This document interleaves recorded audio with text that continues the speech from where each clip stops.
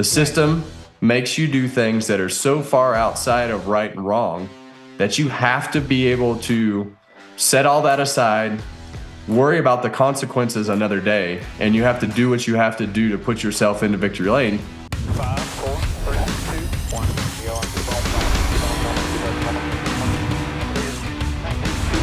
What a race! California's Kevin Harvick does it. Straight making right there. You're the man. Welcome to Kevin Harvick's Happy Hour, presented by NASCAR on Fox. I'm Kevin Harvick. She's Kaitlyn Vincie, and he's Mamba Smith. And you guys look great. That's really all I have to say at this particular moment. So do you, but you're so far away. It caught me off guard because about 3 seconds before we started the show, he said I looked ugly. Oh, that's true. He did say that. He brought it back. He was just picking on you. Yeah. Where are you, Kevin? It's always the behind-the-scenes stuff that has to be so directly harsh. I can't be that mean to you while we're actually on the air. Fair enough. That's fair. So where are you? Because clearly you're not here with us, and we miss you not being here on the Happy Hour set. What's going on? Where are you at? Well, we're on vacation, and I think it's one of those scenarios for me that it's really the first time that I've traveled while there was a race going on, and then I got hung up at the point of trying to watch practice, and I was trying to figure out how to present this correctly. I was still home when practice was going on, and it was on the damn streaming app. And so when I got here, I had to catch up, which it was on a normal channel, so I could actually go back and watch the race and catch up to live. But I was able to watch the race yesterday and catch up on vacation. But it's the first time that I've been able to go on vacation and not worry about watching the start of the race. But once we got to where we were going, we wound up, being able to be a race fan. And boy, was it a day to be a race fan. It was unbelievable how everything turned out at the finish of this race. So we've got plenty to talk about. Yes, we do. But we're glad you're getting some time for yourself and your family there on vacation, and glad you're still joining us, even though you are on a trip somewhere. You can tell he's retired now. He's full vacation mode, somewhere out in Montana or something. Good for you. Good for him. Yeah.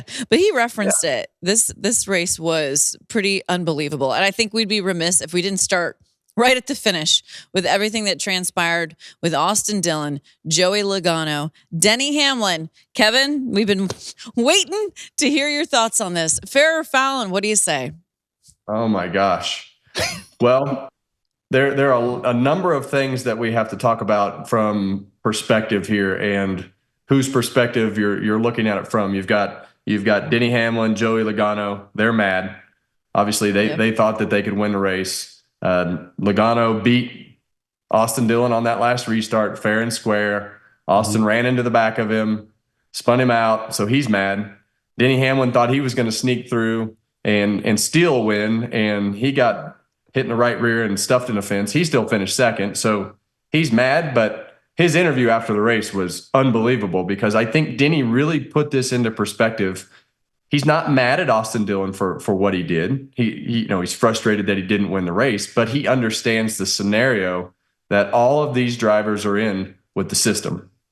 The system makes you do things that are so far outside of right and wrong that you have to be able to set all that aside, worry about the consequences another day, and you have to do what you have to do to put yourself into victory lane, because the bar is so low on what's okay that you can do whatever you want. And I think I've been in this scenario to have to do it. We've seen some of the other drivers have to do this, and we saw it the very first year that this system came out with Ryan Newman and the dive bomb that he did on Kyle Larson to come to the checkered flag. And he didn't wreck Larson, but he put a move on that he would typically never do, and wound up getting himself into the last race of the season to race for a championship. So I think that the real question here is, what does NASCAR do? Is there a new bar? Is there an actual line in the sand that says we're not going to race like this anymore? It's different with these cars. They don't bend. When you dive the car in there and run into the back of another car, it lets you do things with your race car that you never were able to do with the old style race car. So we've seen injuries. We've seen races won. We had the scenarios at all the road courses where we had to move the restart zones because at Indianapolis, with this particular car, it becomes a battery ram. You just push the car in front of you until he pushes the guy out from in front of him. But you can't fault Austin Dillon for doing what he had to do to put himself in the playoffs with a 32nd place points position. And you have to make that move on Joey Logano. Now, the next move with the right rear, I think at that point, I mean, he's just trying to get to the finish line first. But I think that what we have to decide as a sport at this particular point is, how do you officiate it? Do you officiate it? And because I think that there has to be a line in the sand of what's acceptable and what's not. And until NASCAR officiates it like that, these things are going to keep happening because that's the system that you're in, when you're in. And that's what Austin Dillon had to do.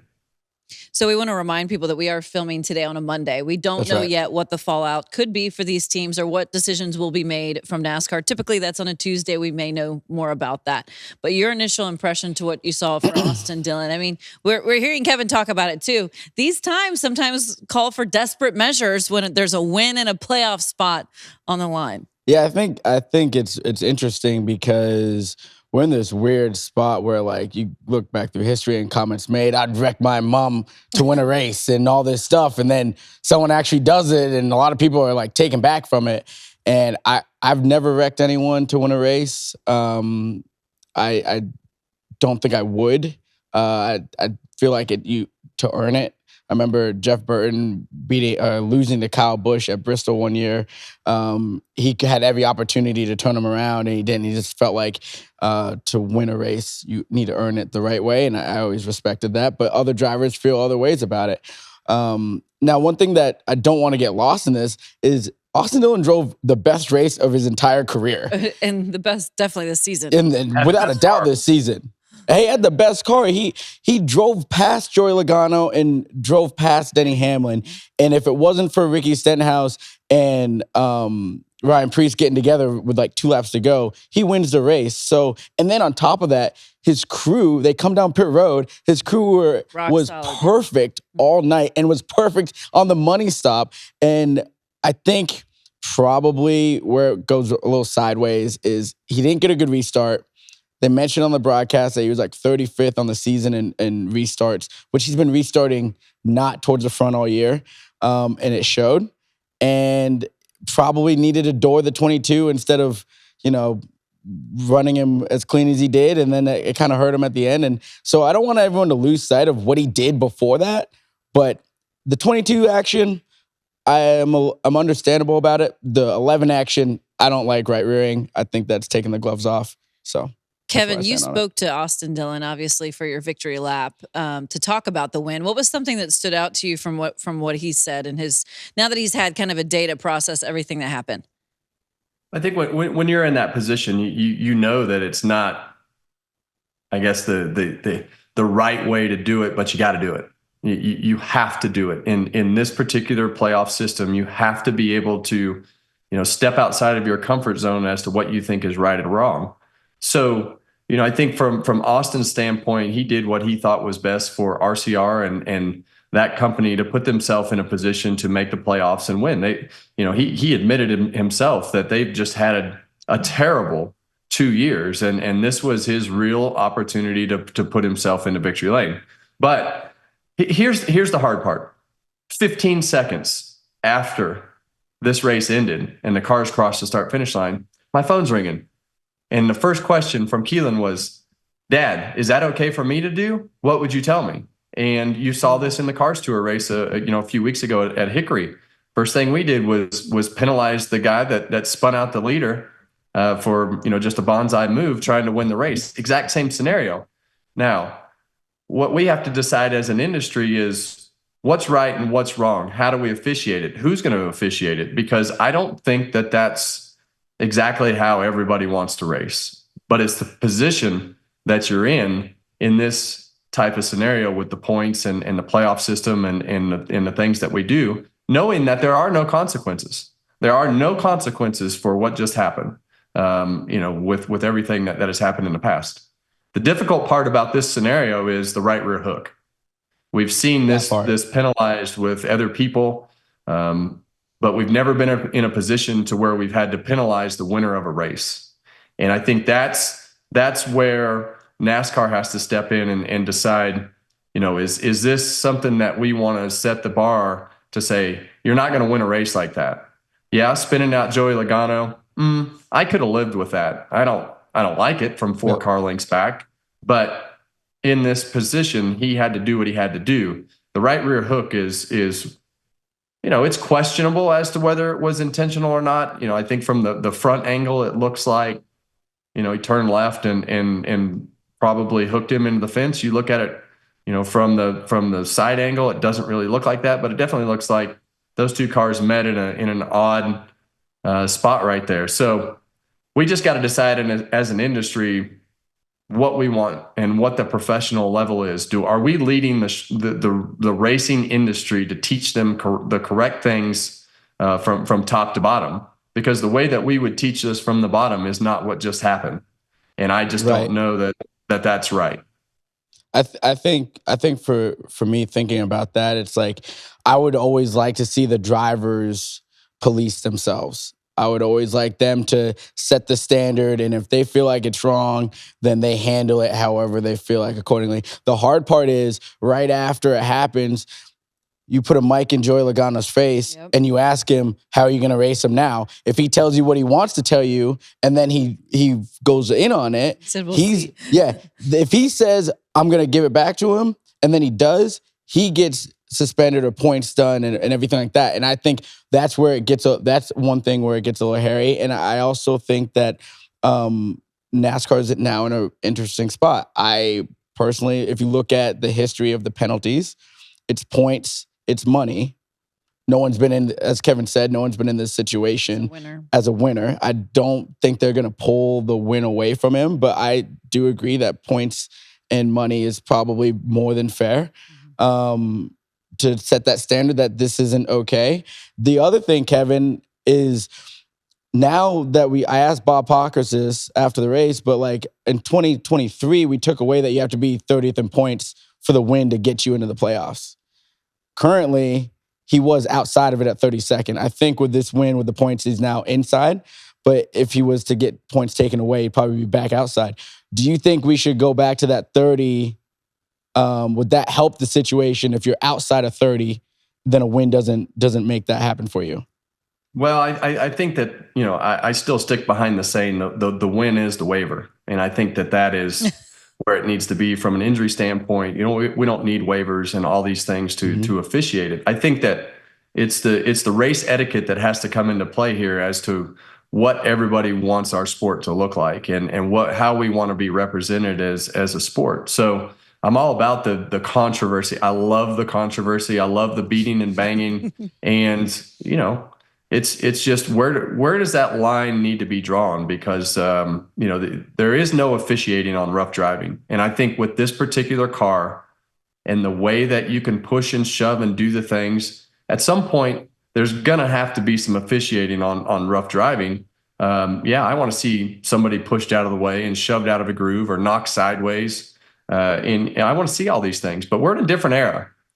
You very easily could have hurt Denny Hamlin again, and it ended. We've seen Kurt Busch's career ended, and I think that we're in a different era with this car where wrecking has more consequences than it's ever had.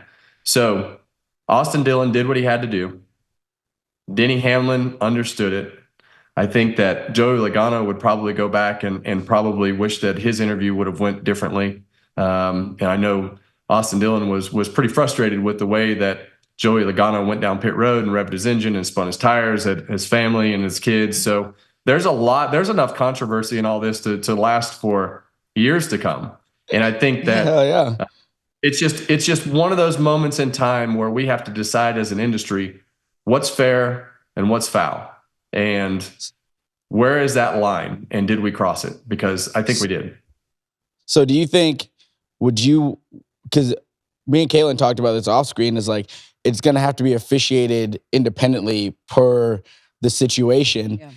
Are you okay as a driver? Are you okay with NASCAR doing it that way? Because I think we've never seen one like this. And every time it'll be like, we've never seen one like this. So in your situation behind the wheel, are you okay with having NASCAR officiate it and just having to live with whatever they decide? Well, I think that the easy part in this thing is the right rear hook, right? Yeah. Okay. You know, they've been pretty consistent on the right rear hook, and they don't want to see that. So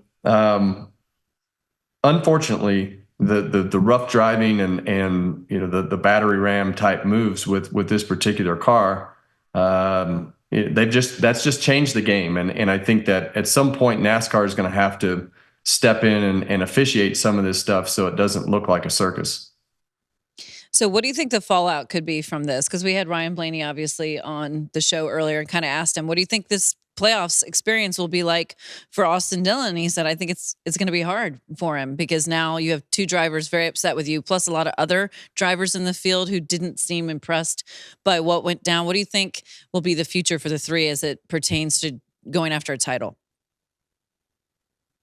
Well, Austin addressed that today, and he fully understands that these guys are going to be headhunting, and that's the type of scenario that you worry about the moment and you suffer the consequences later. And you can't worry about that in the moment. You just have to say, okay, the most important thing right now is that I win this race and get my car in the playoffs for our company and for myself. You know, I think as a racer, you do a lot of things that you sometimes aren't proud of, and you'd go back and you do them again or not.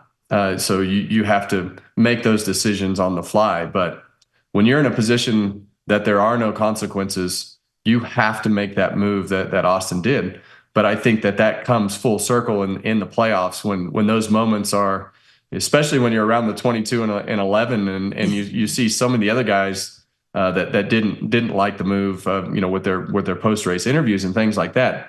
Austin doesn't care about that, and he can't worry about that. But it is going to make it an extreme uphill battle for Austin to make any ground in the playoffs, because you can't go into the playoffs with enemies, and I think you know it's going to be it'll be very difficult for Austin Dillon to make a lot of noise in the playoffs just because of the tone that this kind of set with everybody. But the other thing that it might do too, everybody sees that you know if this goes and there's no repercussions from this during the week, everybody sees that, and that intensity level is going to step up as to where those guys push those lines in order to make something happen. Yeah. So again, we're filming Monday, so we'll see what else may come out as the week progresses from NASCAR and a decision that could be made for Austin Dillon. So the other big story, besides Austin, there were a few others that are a little shadowed by that, is the tires. Daniel Suarez was the first team to opt for the option tire. We saw this NASCAR obviously having these options for teams once again. Did you like how this played out? Did you feel like this was a success from that standpoint? I thought the tires were a huge success. I think that when you listen to Goodyear talk and you listen to the drivers talk and the way that those tires fell off, it would not surprise me if the softer red tires just become the short track tire. I think that there are enough guys that have talked about working on the handling of their car, seeing how much longer those tires lasted from daytime to nighttime. You know, we talked after Bristol with everything that happened there, with the way that the guys managed the tires. They would manage their setups different. Everybody came ready to race on the softer tires at Richmond. And I think in the race itself, I think when you got to that lap 30, lap 40 mark where the tires would start to fall off, and you know, then that advantage of those soft tires went away, but gave you a huge advantage for those first 30 laps. And we saw Daniel Suarez take advantage of that, you know, get a whole bunch of stage points and put himself in a better spot from a track position standpoint. And obviously at the end of the race, those guys that had those soft tires were able to race for the win, and the guys who didn't just kind of fell back in the field. So I love it. I love the fact that NASCAR and Goodyear stepped outside of the box to be able to put this into play. And I think it was just a free test for them to see how those softer tires were able to hold up during the longer runs of the race. So I think it was a success. I love the intrigue this has provided. Yeah. Just watching it unfold, seeing the strategy, who's going to take what, how's it going to impact it. Did you like it as well? Yeah. Let's go back to Bristol 1, where Kevin sat here and said, this was the happy accident with Yeah, the tire, it's a right? happy There's a happy mistake. accident. Mistake. We probably don't get here without that. Yeah. You know what I mean? And maybe that was a bit of a debacle here and there, depending on how you look at it. But we're here now with a softer tire that falls off like everyone likes. We have an option tire, which I thought was fantastic. So if we switch to the red option being the primary, I would still like to have the other compound available because it let Ryan Blaney run long and then try to, make something happen. It still added that strategy. So I would love to still have both. Give flowers to Goodyear because they take so much heat. So flowers to y'all for getting that done and figured out and putting us in a position to watch strategy and the drivers struggle. And Suarez put his Superman cape on and he hit that golden mushroom and just went to the front. I thought that was fantastic. It was. So here's what I want to know. Here's what I want to know. You talk about sending Goodyear flowers. What's your flower of choice?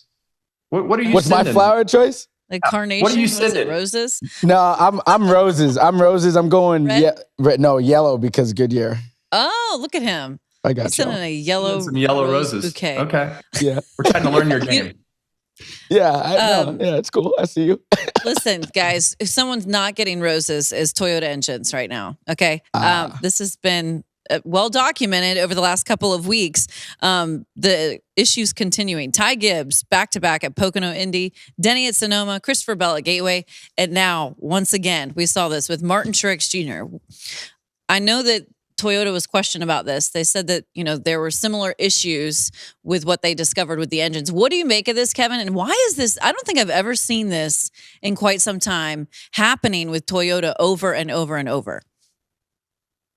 I think they're in a difficult spot because of the engine rotations and everything that go with the rules in NASCAR today. So you have to run those engines multiple races, and obviously you can work on the valve springs and some of the engine pieces, with so many races on certain engines.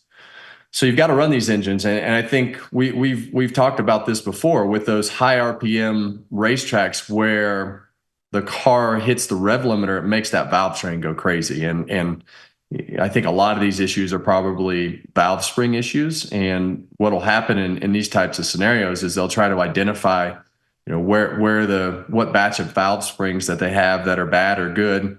And I think that they don't have a handle on it. And we've covered this for multiple weeks, talking about our concern about the Toyota engines. And now it seems to be more frequent than what it was. Mm-hmm. And I know Richmond is a racetrack where, you have a lot of RPM down the back straightaway at Richmond. You have a choice. Do I shift from fourth to fifth gear or just let the car ride on the rev limiter? The engine builders hate for the cars to ride on the rev limiter because it makes that valve train go crazy.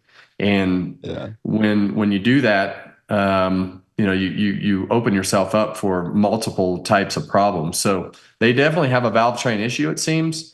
And right now it doesn't seem like they have a handle on it. And just as we've talked over the past several weeks, I think that you have to be concerned if you're in a Toyota right now that you might have an engine that expires at any point. How unsettling is that for a driver? If you're a Joe Gibbs Racing driver right now, because we're about to start the playoffs, an engine expiring can end your run for a title. Is that in the back of your mind every week? Like, well, I hope this thing hangs on.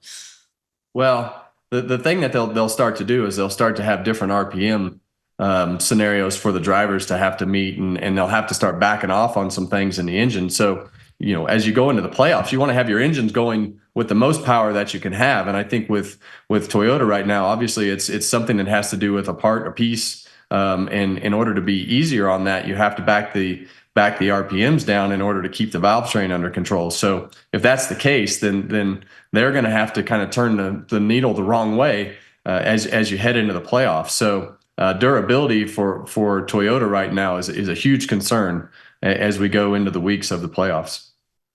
The two interesting things, Kevin, to me is one, it's only on the Gibbs side. It's not 2311. Yeah. And 2311 with Bubba. Not yet. The 2311 and with Reddick and with Bubba, they're right in the mix every week. So it's interesting that they haven't come across the issues yet. Also, if I'm them, I am worried because if we make all the way to Phoenix Yeah. Ooh, that what type and of we're track? shifting and Yeah. doing all that stuff, like, brother, if Scary. if we never figured it out all the way to Phoenix and you lose an engine and lose your championship because of that, I'm gonna be hot. Yeah. I'm gonna be upset. The other thing that pops up here too with the Gibbs bunch is they always, and we heard Truex refer to it after the race or after his issue, which, in his interview, I feel like this was probably one of his last chances to win, and he knew that. And Yeah. I went through this too. That reality of, hey, I'm running out of races here to win, and I'm running out of races to run. And I felt like that it was kind of a kick in the gut for Truex to know that he was leaving one of his best racetracks with a car that he felt capable of winning, knowing that he's running out of opportunities, and that's a reality at this particular point. But the other thing we have to remember with the Gibbs bunch that Martin mentioned after the race are just those disastrous pit stops that happen on occasion. We've seen it with the 54. We've seen it we've seen it with everybody but the 11 on pit road from that bunch. So they've got to minimize those catastrophic mistakes like they had on Martin's car again at Richmond. There were quite a few teams, obviously, who had mistakes and issues on pit road, which brings me to the question of this 2-week break. Who made the most of the time, the extra time off for the Olympics, obviously? Austin Dillon, of course, comes to mind. It seemed like they were firing on all cylinders out of the Olympics. That break did them good. Who did you notice it helped or hurt?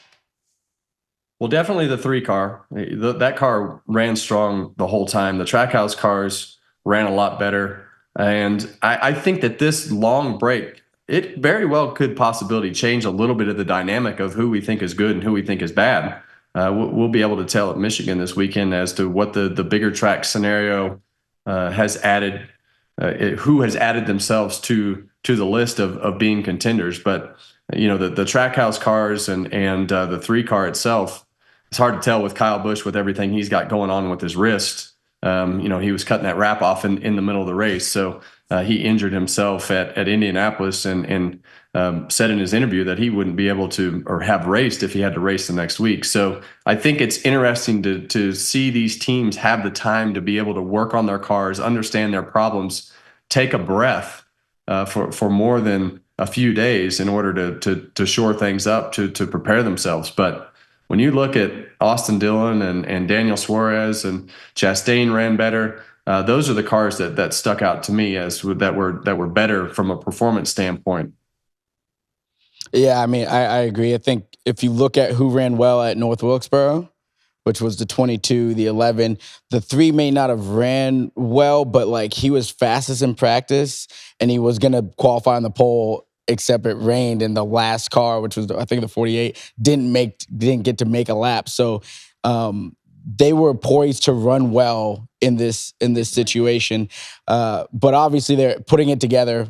The 3 was great. The 22 again. Yeah. I think they've turned a corner for sure. Blaney was right where he's been all year, just consistently around the top 10. But the Trackhouse cars, they seem to have found a little bit of something, and winning's contagious. And Daniel did win in Brazil, and Yes, he did.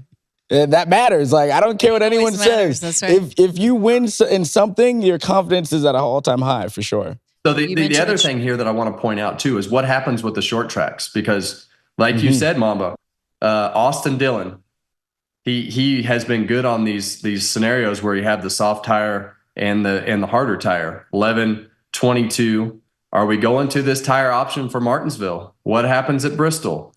What happens at Phoenix? Do we have these options for the rest of the year? So I think a little bit of clarification from NASCAR as to where this tire scenario is headed it could also change the complexion of what this landscape looked like, as we go into these short track races for the rest of the year. That phrase will be the theme of the next weeks. What happens next? What happens next? And speaking of that, we're going to Michigan next. Richmond obviously provided plenty of excitement. This weekend probably will as well. I want to start first as we preview the weekend ahead on the playoff picture, how much it has been shaken up with Austin Dillon's win, which I don't think anybody had that on their card. Well, Kevin low-key had it on it. He said somebody outside was definitely going to win, so I got to give him a little credit. Said that particular he definitely team. wasn't picking that one, But though. this has changed a lot. So if you're Chris Buescher, Ross Chastain now below the line, Ty Gibbs's margin above the line has shrunk 19 above. So what do you think about all of this? This is really starting to put on the pressure, right? I think there's another one. I still think that there's that wild card race at Daytona that allows somebody from an Austin Dillon type position to put themselves into playoffs. And then what do you have? Then you have Ty Gibbs on the bubble. And he's already, I think, 17 or 18 points up from the bubble. And you've got, Bubba down there 3 points up. And then Chastain is 3 points behind. So you've got this bubble position that is going to be crazy. And if you add another winner into that, my goodness, then you have Truex that all of a sudden starts to come into the conversation, and who knows where it all goes from there. So it's going to get interesting as we go through these last few weeks and as we go into the playoffs, because everybody's had some time to work on their cars and be able to put themselves in a position to prepare for the racetracks that are coming up. And you've got Michigan, which is a very unique racetrack. We see the Fords have run well up there over the last several years. Go to Daytona, where I think anybody can win. So Darlington is kind of that place that we've seen a lot of dominance from Kyle Larson and some of those cars through the year. So it's shaken out to be pretty tight from a point standpoint, and I still think that we get another winner at Daytona.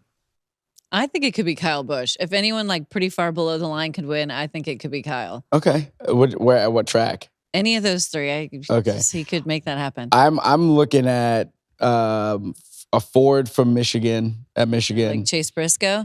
I kind of like the liner. Yeah. A Ford. I just feel like, to Kevin's point, they typically run really strong here. But my brain is telling me Bubba based off of the type of tracks that they're really good at. Bubba is above. He's above by 3. Yeah. But Chris Buescher, he won here last year, so and he's down 3, right? So, and then if I'm the one, I'm circling Darlington. If I am Ross Chastain's team, based off his past history here, they've shown speed. He had speed and wrecked Kevin for one time. But I'm circling that one. I'm like, this is the one that we gotta dump all our cookies in. Okay. It's going to be very interesting. I love when it gets all shuffled up like this. Makes it very interesting. Fun times for us. But I want to brag on Kevin for a moment. His success out at Michigan International Speedway, 6 Cup Series wins, 16 top 5s, 22 top 10s. So safe to say it was one of your best racetracks. What did you like about racing at Michigan? I know we have some footage of special memories from you racing there. But first off, just why'd you like the place? Michigan it was never a great racetrack, but this racetrack just developed into one of our best racetracks at Stewart-Haas Racing. Won one of the final races that I had there on the old surface at RCR. But as we watched this video of us, myself and Kaitlyn doing this victory lap, that day was so unique because Kaitlyn and I were there by ourselves. The first thing we did on the weekend, Kaitlyn and myself and a couple of our friends went golfing. And on that golf trip, Keelan's like, Dad, I want to drive the golf cart. Well, it had been raining the night before. So our golf day ended as Kaitlyn drove this golf cart into this pine tree. And then up there, they had these huge limbs on these pine trees. Well, he takes off and he hits the brakes, and this thing just starts hydroplaning right across the top of the grass. And he's buried in these trees. So that was how our golf game ended the day before the race. And that morning of the race, Kaitlyn and I were sitting in the motorhome, and he's like, Dad, if you win today, I want to ride in the car. I'm like, well, if I win today, you can ride in the car. I said, but here's what we're going to do. So I got the bus driver and I said, hey, if I win the race today, I want you to take Kaitlyn to victory lane, and I want you to get to victory lane. I'm going to stop. And when I stop, you just run across the grass and don't worry about anything. I said, if we ask, they might say no. So we just need to do it. So it all worked out, and we were able to put Kaitlyn in the car, and that kind of started a trend of putting the kids in the car. And I was fortunate to win with Kaitlyn there again. The first time he didn't have his headphones on. We were much more prepared at the second win because the next time he was a little bit more comfortable. So we were able to do the burnout while Kaitlyn was in the car. But Michigan was just one of those special places for myself and Stewart-Haas Racing and Rodney. to be able to have the success. During COVID, we won 2 races in one weekend. So it wound up being one of our bread and butter tracks. And I think, from when they repaved it and you've got that middle lane as the dominant groove, but then they started spraying the resin and the PJ1 on the racetrack, and the racetrack would spread out. But Rodney always had such an interesting concept for this particular racetrack with low drag. Let's just go for all the speed, and it worked out for us for several years. What's the toughest parts about it? What is going to be the biggest challenges for these teams as they take on this racetrack? Well, with this car, it's a lot of throttle, and it's going to be the same thing. You have to be able to go where they're not. You can't run right behind the cars because you're going to have that aero push. So you got to work hard on your car to be versatile in practice, to be able to try to split those seams or go up the racetrack wherever the racetrack widens out or groove opens up. You got to be able to make your car good. So the next gen cars actually were fairly fun to drive there last year and the year before because of the fact that you could run a little bit lower in 3 and 4 but it's all momentum. When you pull out to make that pass, you better make sure you clear it, or you're going to get swallowed up by a couple cars behind you and possibly lose a couple spots. So from a driver's standpoint, you got to be able to arc the car out, carry a lot of throttle, not touch the brake, and so in order to do that, you have to be comfortable. So it'll be interesting to see how it all shakes out. A lot of variables for the driver. A lot of variables. Yeah, you going out there this week? Yeah, I'll be doing, hype officer. Yeah, we got chief hype officer hype stuff. up here. Brought the energy at Richmond. Shout out to Richmond real quick because the fans are electric out there. Awesome. You guys were so much fun, and Michigan, it's going to be no doubt. Michigan is a party. The infield at Michigan, it's fantastic, but it is a fun we're one. also doing pit road for the ARCA race on FS1. You hear that, Kevin? He's back on. I love it. I'm excited. We'll have to give him a word. Are you nervous? Are you nervous? No, honestly, I finally feel settled in now in doing it, and I know what I'm trying to do and what I'm, you know what I mean?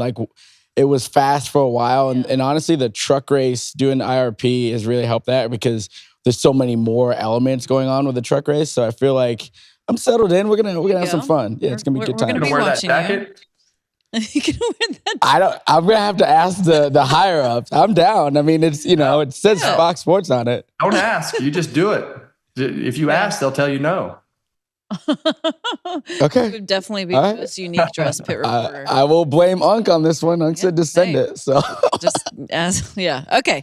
So you're busy. Kevin, you've been busy. I know you're on vacation right now, but you did make your return out to North Wilkesboro behind the wheel of a late model stock car at a very cool racetrack, as I mentioned. How was it? Yeah, how's your pride? Experience. How's your pride? Oh boy, My pride's good. I finished 10th. So okay. that was somewhat respectable, but I had a lot of fun. Those cars are just so different than everything that I've raced for the last 20 years. So I confirmed just the exact same thing that I did in the super late model. If I'm going to race, I'm going to have to race more. So I started putting together my schedule for next year, and I'm going to run, 14 or 15 races as we go through the year, whether it be the super late model, the pro late model, late model stock. We're gonna race next year because I can't just get throttled every time I go. And if I'm gonna go, I need to be competitive. So we were pretty competitive. We weren't a top 5 car, but we were in the game. We missed the big wreck, and we had a lot of fun. So that was the main thing. Especially since when Dale runs, Dale's in the top 5, he's in the mix. So Kevin's a little bit behind Dale right now. But have you talked to Delana about this? Has Delana accepted your 14, 15 race schedule next year? It's just like your jacket. It's just like your jacket, Mamba. You're going to have to learn. Some things you just can't ask for. You just got to go for it.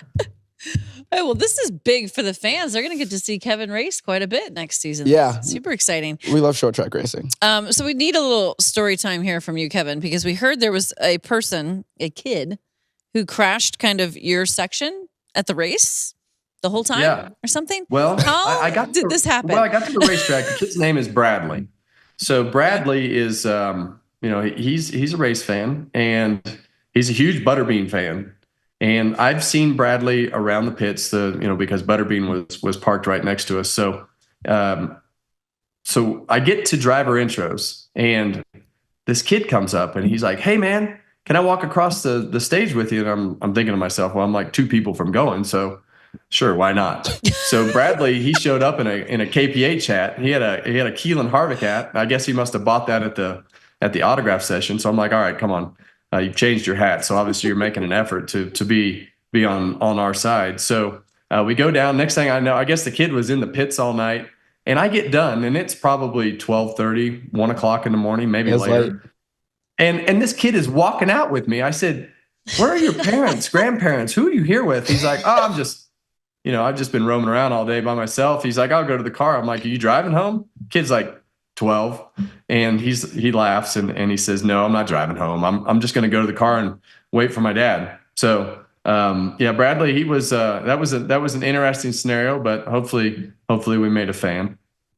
Oh, I bet, man, he had the best day ever. If he got to hang out with you all day. Yeah. No, I mean, you get to hang out with Kevin Harvick, walk across the stage, and he doesn't even know you're an honorary pit crew. Yeah. That's awesome. Way to go, Bradley. He just dove right in there and claimed it for himself. So, and then Kaitlyn and we left the next morning. I got home at like 3:30 in the morning. We left the next day and went to Bakersfield, California. Had some planning meetings for all these races and things that we're going to run all over the country next year, and also had our AJGA Kevin Harvick Foundation golf tournament at the Bakersfield Country Club out there. So I got to play in the Pro-Am. That was a first for me since we've had the golf tournament. So it was great to see all the kids from all over the world. We had, I think, 30% international and 70% were from the state of California. So it was good to go home and be able to participate in some of those foundation events as well. And now you're on vacation, and it sounds much deserved because you've been very busy. Oh, shout out to JT too. Josh's son JT just had a birthday. That's right. Big golfer. Yeah, there you go. JT. Very talented golfer. Yeah, he's going to be solid. So the headlines have been busy, guys, too, since that 2-week break happened. I want to get us caught up on some of the other things going on in NASCAR since the last time we had a show.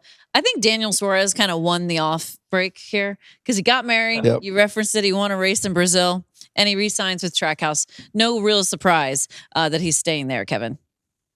No, I think that it sounds like it's a 1-year contract based upon what Daniel said. So I think that's interesting.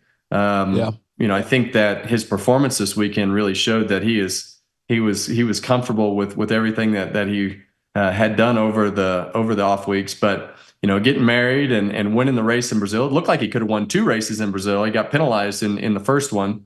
So to have that success, it's like Mamba said earlier. Anytime that you can have success in a race car, no matter what racing division it is in, it gives you confidence to get in the next race car. And that definitely showed through this week. So hopefully those guys can get it rolling and keep that performance up like they had this weekend.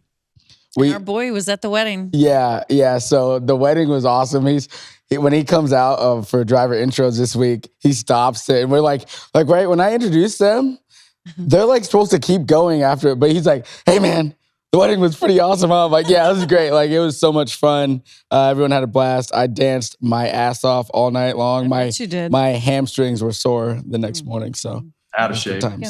Good time. Listen, calm down, okay? I got my MRI. Yeah, I'm in rehab action right now.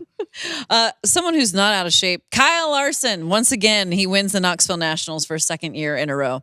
This Kyle Larson will just not be denied. But again, not surprising to see that, right, Kevin? Not at all. And I think with everything, his draw and everything that he had going for him at Knoxville with a fast race car and just being Kyle Larson, it was pretty interesting though to hear him actually make note of the boos that he got after the race. And I think a lot of that probably just comes from the World of Outlaw crowd, probably not happy with everything that the High Limit bunch has been able to do, and heard him reference some chirpers out there talking about what he spends on race cars. And then we saw Paul Silva dumpster diving the next day for parts on social media. So it's very interesting to see how Kyle Larson handles all this, because it's all the same. Like if the guy gets wrecked, wins a sprint car race, wins a cup race, nothing phases him. And I just love everything about where Kyle Larson is at right now for auto racing in general, not just NASCAR, but racing in general. He is he is doing such a great job with not only building the sprint car fan base and the dirt racing fan base, but kind of mixing those two things together to be able to have them coexist, whether it's a dirt late model, a sprint car, NASCAR Cup car, running Xfinity races, whatever he does, he's all about racing. And that window goes away as you get older. But right now he is capitalizing on every single piece of it. And we're just in this special moment of time and being able to follow Kyle Larson and see all the things that he's been able to accomplish and do. And I think that list is only going to get longer. It's Young Money's world, and we're just living in it. He is incredible. I've said it for a couple of years, and until someone proves me differently, I think he is the best driver on the planet right now. Like, his versatility is out of control, but like, he's a walking Hall of Famer. But it's also what Kevin just mentioned, what he does off the track. And I think Joey Logano mentioned going to the Hall of Fame, it's not all about your stats. It's what are you doing to help the sport grow? And I think Kyle Larson is already doing that leaps and bounds, and he's doing it in different areas, whether it's here in NASCAR, dirt racing, all the dirt racing, and even in IndyCar too, because he made a lot of people watch. So yeah, he did. Yeah, brought a lot of NASCAR people over to IndyCar. Kyle Larson, of course, a generational talent. So I want to talk about a driver that this story, I think, surprised some people. Corey Lajoie will not be in the 7 car next season. Seemed a little bit sudden, per se. Do you see him finding another ride? And if so, where do you think the landing place might be for Corey Lajoie, Kevin? Well, there's not many rides left. And I think that the timing of all that was, I think, caught everybody off guard for sure. And with the hiring of Rodney Childers going over to Spire, they've obviously got a vision in their mind that I guess we're going to see play out as you see and hear how many different people that they've hired to go to Spire. So the driver of the 7 car is going to be an interesting one, because it appears that it's going to come from a seat. Some seat somewhere on the Cup side is probably going to fill that 7 seat. So we just have to wait and see how all this shakes out. But I think everybody was caught off guard. But I think Spire has definitely said, hey, we're here to win, and we're going to go out and spend the money to hire the people to put in these cars and work on these cars to figure out what that effort consists of in order to go win races. Yeah, I mean, I think everyone got caught off guard with it. I think Corey was even, caught off guard with it. He took it in stride. I thought when he announced all his stuff on his podcast, he seemed to be in okay spirits with how it went down. I would love to see him go Xfinity racing and remind everybody that he can win races. Mm-hmm. I just think that winning races is so important. I know it's hard with the money standpoint, because a lot of our partners want to be a part of the show on Sunday, as they should. That's our pinnacle. But from the driver standpoint, I'd love for Corey to be able to remind people why he was in ESPN's magazines and why he was one of those guys coming up through. So. Yeah, we'll have to see where Corey may land. Justin Haley is a name that's been floated around to potentially that makes a lot of sense. Be in that seat. So we'll continue to follow that story. On the positive side, Connor Zilisch was announced he will drive full-time for Junior Motorsports in 2025 in the number 88. His name has gone around a lot, obviously, this season as one of the most promising up-and-coming drivers. What do you think of the move Junior Motorsports taking to secure Connor Zilisch? Well, as we saw in the truck race this week, it's going to get harder. But Connor is a great talent. Now it's going to be that next step of competition always comes with, okay, I can drive fast, but now how do I communicate with my team in order to let them understand what they need in a car to help direct the car to be as fast as it can. So, I think with Trackhouse having Connor Zilisch, I mean, they just have they have struck gold, and I think for them, they have a talent that is something that you can't teach. I mean, he's just got this natural ability to go out there and drive. And I actually saw Connor Zilisch race when Kaitlyn started racing go-karts, and I had a great conversation with his dad, and I said, hey, what are your plans for Connor? And he said, well, I think I'm going to send Connor off to college, and I think we'll go out and just have fun with the spec Miata and just get him through school. And I said, I think that is an utter mistake. I think that you should at least give him some time to give him a shot at going down a path. And so we actually helped Connor book his first test with Silverhair, and actually put up the crash deposit for Connor to go out there and drive the car. His dad paid for it, and I vouched for the crash deposit for Connor to go drive the Trans Am car for Silverhair Racing, as we have some mutual friends there.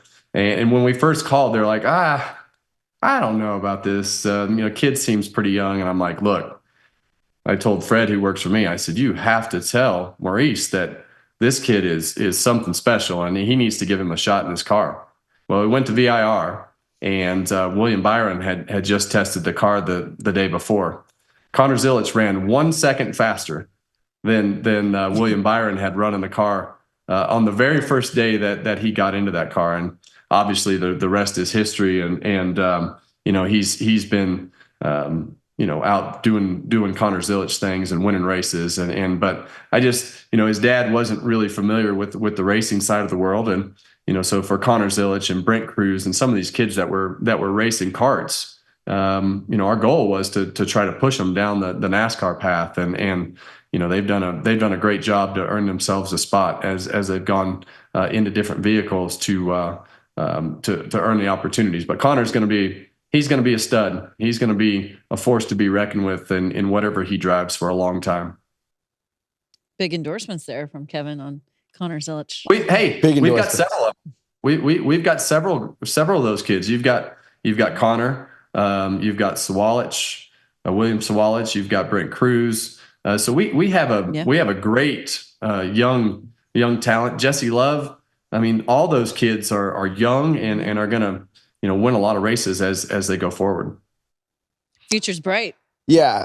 No, these kids got it going on. It always seems like there's another crop, and these guys are the next crop. And I'm glad that they're doing so well so fast, so I can go ARCA racing next year and not have to worry about Connor Zilisch and maybe get a couple more spots. So, congratulations to him. He's a good kid, and so is Swalich and those boys. They're getting after it. They sure are. Okay, so that was the big storylines from the Olympic break. A lot going on in the NASCAR community. Another story that came out from a racetrack, which this is very cool. And I know, Kevin, you were on hand to be a part of this announcement. MLB to host a Braves-Reds game at Bristol Motor Speedway in 2025 on August 2nd. The game will be aired on Fox, by the way. How was that? This is so cool. I love that Bristol is not afraid to try things. We've seen them do Bristol Dirt. They, of course, did the college football game at their venue. Now they're adding baseball to their resume. This is neat. Well, you don't realize how big the racetracks are until you see a whole baseball field basically as 1/3 of our infield at one of our smallest racetracks. And to see the baseball field painted out on the infield with nothing inside the racetrack, I think this is great for Major League Baseball and for NASCAR and Bristol Motor Speedway because of the fact it just puts more eyeballs on everything that we do. And for us, we're lucky because Fox is in the middle of both sides, whether it be NASCAR or Major League Baseball. But it was a fun day to be able to unveil that. Our friend Chris Myers actually spilled the news to the world back at the Bristol race while we were there because in our pre-race show, he said, "Hey, there's a Major League Baseball coming to Bristol Motor Speedway." So that's my best Chris Myers impersonation. But it's fun to see people step outside of the box, and Marcus Smith and his crowd, they do a great job of being able to put together these unique events. And this will definitely be another one of those unique events. Listen, it's going to be great. They've already done a football game there before.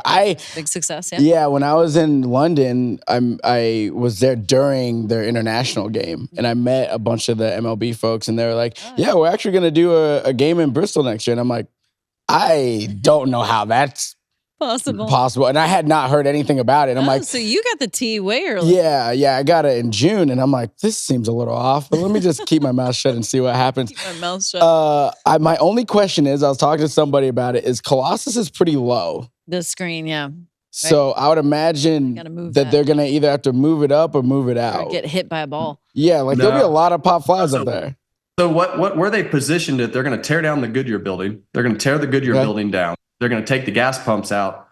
And the way that field is positioned, it's down in turns 1 and 2. So there's a couple cables that Chipper Jones was very quick to point out that have been added just in case there's 200-mile-an-hour winds and the thing starts rocking and shaking.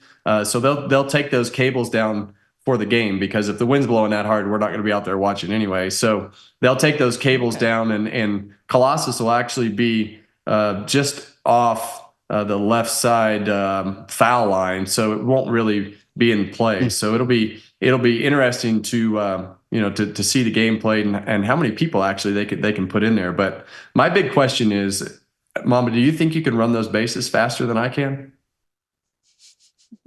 Can you run the bases faster than? Can I run the bases faster than him? That's what I think he's asking you. Is that what you're asking me? You're crazy. Yeah, I don't listen. Even with my rehab, I'm not letting you beat me in a foot race. I promise you that. No, you have to. I think if you wore your walking boot, I think it would be a fair race. If I'm in the walking boot, you're going to be embarrassed more because I got a little bit more oomph. Yeah. Yeah. Maybe we'll have to put this to the test and see. This would give you about a year to get healthy. So the walking boot in a race against me, whoever can run the bases fastest. Hey, he's up for the challenge. I'm down. What are we putting down on this bet? I'm not sure. I like. Okay, but I'm in. He's in. Another dinner does sound. I do love some steak 48s. Oh boy, we've had so many you're gonna steak get 48 slower mentions on here. Huh? If you keep eating, you're going to get even slower than you are now. I'm a growing boy. You see these muscles? Like, I need all that protein. You don't want to grow out. You want to grow up. I'm not growing up anymore. Okay, guys. We look forward to seeing that baseball game again August 2nd on Fox. So that is all the news. This has been a very full episode, and it's now your turn to take over. I've done a lot of the speaking. So we got plenty of sips on hand here from Mamba. Oh, wait. Let me get more water. Mamba sips are in the house. Listen, ladies and gentlemen, boys and girls from all over, I know it's your favorite part of the Kevin Harvick Happy Hour podcast. So, as I get lost on my notes, I was like, where'd they go? Like, don't turn it yet. As I got lost on my notes, here we go. All right, Pitbull, over our 2-week break, he announced that he's bought the naming rights to FIU football stadium, which is down in Florida. So basically, he's going to be promoting a lot of his brands there. It's going to be super cool. He's going to do a couple of concerts in there. He's going to be promoting his vodka and all types of stuff. I think that's awesome. And I think he might have got a little bit of an idea from Unc here, because, Kevin has the Speedway out in Bakersfield. So, Kevin, I think, did you and Pitbull have a little conversation, or did you give him some nuggets on how to do that? No nuggets. Nope. I just went with what we knew and just try to lead by example. So, just follow along and we'll take you places, Mamba. It's going to be awesome. It is. Yeah. FIU is going worldwide. We see the tweet here for Pitbull Stadium. That's pretty dope. Catch ring to it. Also, at some point, I missed this, but Harrison Burton signed probably the strangest thing of all time, because I don't know how you even keep this. I don't either. He signed a fan's false teeth. Which is so NASCAR. Yeah. Kevin, this at the Brickyard, I know you've probably signed some weird stuff, but I can't imagine you've signed teeth. I've signed a lot of stuff, but I've never signed a set of teeth. So, I always thought the prosthetic limbs were really strange, or signing somebody's arm or back or side or whatever it was, and seeing them come back with a tattoo. I saw a lady this last weekend at North Wilkesboro. She had a tattoo that was a 29 tattoo, and she made it into this monstrosity of a 4 tattoo. That had been covered up. She made the 4 cover up the 29. So nothing amazes me, but I've never signed a set of teeth. That's a first. That one was pretty impressive. Yeah. We kind of mentioned it earlier, but Kyle Larson, who isn't usually very vocal on socials, he clapped back here's the clip. He was showing dumpster diving for parts for his sprint car. Someone was critical of the fact that, well, it's Kyle Larson has all this money, blah, blah, blah, blah, blah. He should be winning races, right? That was sort of what the tweet was. Right. This was his rebuttal. Right. And this was the rebuttal of Paul Sylvia, who is the owner of the 57 sprint car that he drives, will do whatever it takes to win. And, you see here, I just think it's funny when Kyle claps back because you don't expect it. He just kind of drops it in there. Yeah, and my whole thing is it's also Kyle Larson, by the way. If we need to rattle off all his stats of how great he is, we can. But I just thought that was funny that someone was critical. Did you see that, Kevin? I did see that, and I think when you look at this particular scenario of people thinking that Kyle Larson's got more than everybody else, I mean those sprint cars are pretty unique with everything that goes on. Obviously, it takes a great driver and a great crew chief to put those things together. But that's the easy answer. I deal with this a lot with Kaitlyn. It's like, you guys just spend more money, and we went through it. He won on Sunday at Dominion, and man, they had people in the tech line. And if they had realized that car was actually built in 2015, and we don't even have a new legend car. It's just those scenarios crack me up because that's always the easy excuse. Wow, he's just got more money. People are wild on social. They are. They are. Oh, this over last night too. There's some folks. We had some in it. Lit up. Yeah, it was lit. So that is that part of the sips, and now we got to roll into the burnout. Now, when I watched the burnout for Austin Dillon, I really couldn't see his car because he literally just burned it down. Yeah. So I don't know how, Kevin, I don't know how you're going to grade this, but it's cool, but I just don't know how you grade this. I think it's pretty good because when you can't see the car, you're obviously doing a great job spinning the back tires and the amount of smoke that came with this. When you can get the car, and you see he's on that sealer there too, which not only does it make a lot of smoke, but it also stinks really bad when you do a great burnout on it. But it's it's interesting to know what's a good burnout. But I would say a lot of smoke is definitely pretty high. I'd say he's a top 3, top 4 burnout of the year so far. Ooh. All right. Really? Mamba looked a little surprised wow. by that one. Okay. All right. You seen anybody else make that much smoke? It's fair. That's fair. That was fair. Okay. Yep. I'm just trying to gauge, his grading style. It seems to be a little bit off. Yeah. But it's kind of like maybe sometimes some NASCAR officiating. It just depends on the circumstance. Fair. That was the best line of the whole show. That is Mamba's social sips. That's all you got? That's all I got. Oh, and I'm going to quick shout out to my boy, Eli McDonald, who's a big fan. And he was very disappointed for a 3-week absence, whatever. Absence. Yep. Eli, we're back, baby. We're back. And we're back. Time now for our last call, guys, and give our selections on who we think could win out at Michigan. We've been talking throughout the course of the show how Ford obviously rises to the occasion a lot at Michigan. So I'm going to go with the guy we talked to earlier today when we interviewed him, Ryan Blaney. Oh, you're going with RB? Yeah. Okay. Well, do you have a reason why? I just said it. We said that Ford's always, rise up at Michigan. I like that pick, obviously. Okay. What do you got? Oh, it's me? Sure. Oh, okay. Tough. I'm actually gonna go with. I think he might go back to back. Chris Buescher. Oh, okay. I like that. He might go back to back here. You. They need something, and maybe they can refine that magic over the weekend. Yeah, maybe they can refine that magic. Okay, what do you say, Kevin? I'm gonna go with his teammate and Brad Keselowski. I think that you guys mentioned it. I mean, the Fords have just been so good here. Doug Yates and everybody at Ford always put a lot of emphasis on this race, and the teams know that. And I think that's one reason that they run so well. So if there's an engine upgrade, it'll come here, and it also fits the Ford RPM band really well with the way that this track lays out. Okay, there you go. 3 votes of confidence for Ford teams when it comes to Michigan. Okay, make sure you check out our interview with Ryan Blaney as well here. That was fun. Happy hour was fun. Kevin, enjoy the rest of your vacation. It's sad without you here, but we want you to have a good time and relax with your family. Everyone keep subscribing on YouTube, wherever you get your podcasts as well. Leave us a 5-star review, and we will see you after Michigan.